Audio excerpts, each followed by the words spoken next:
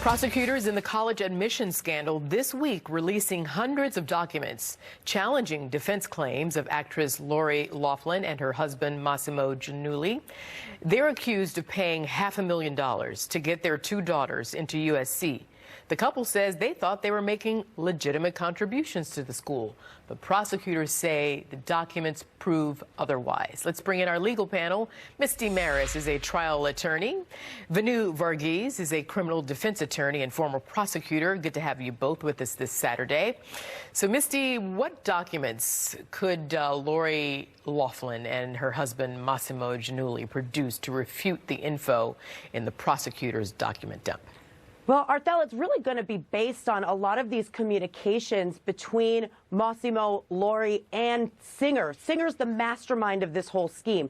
In order for them to really mount the defense, what it looks like they're trying to say is, look, we thought that these were actual contributions to the school. We didn't know it was going to a sham charity.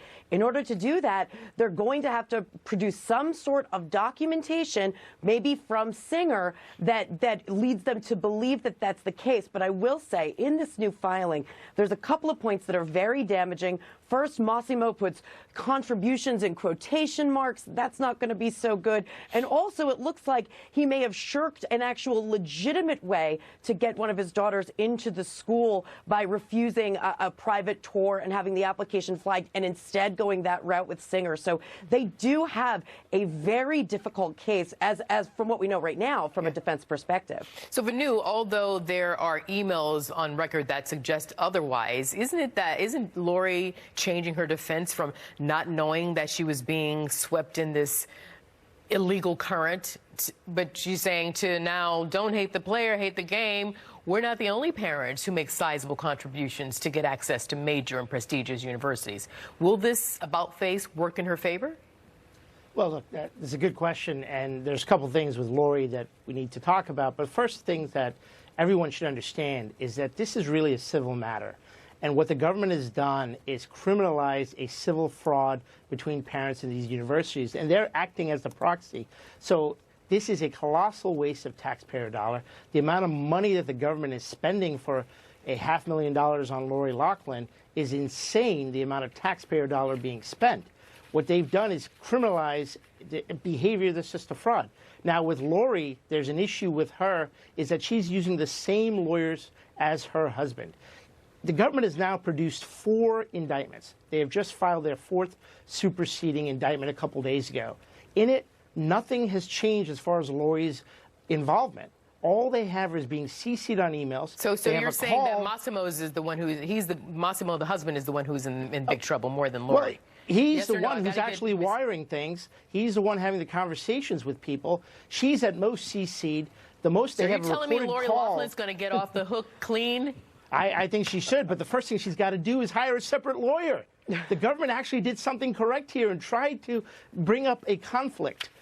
She waived that conflict. That's her mistake. So if she goes down, it'll be because of that. Misty, I really quickly, okay, what about USC? An email from a USC employee reported in the Los Angeles Times Wednesday saying, quote, in March of 2018, several high schools contacted USC puzzled that certain students were being admitted as recruit athletes. Los Angeles Marymount High School, attended by actress Lori Loughlin's 2 daughters, doesn't think either of the students are serious crew participants. So, what about the universities? What about the university's culpability and its reputation? Misty? Yeah, Arthel, that's a huge bombshell, right? That there was a red flag that for some reason USC failed to follow up on that.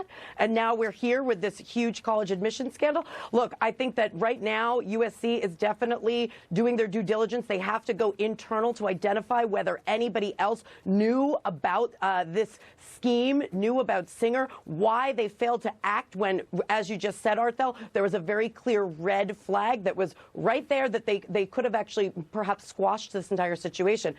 There could potentially be liability. It just depends on what they knew and whether or not they failed to act. Misty Marris, Vinoo, I have to leave it there. Thanks, guys. Thank you.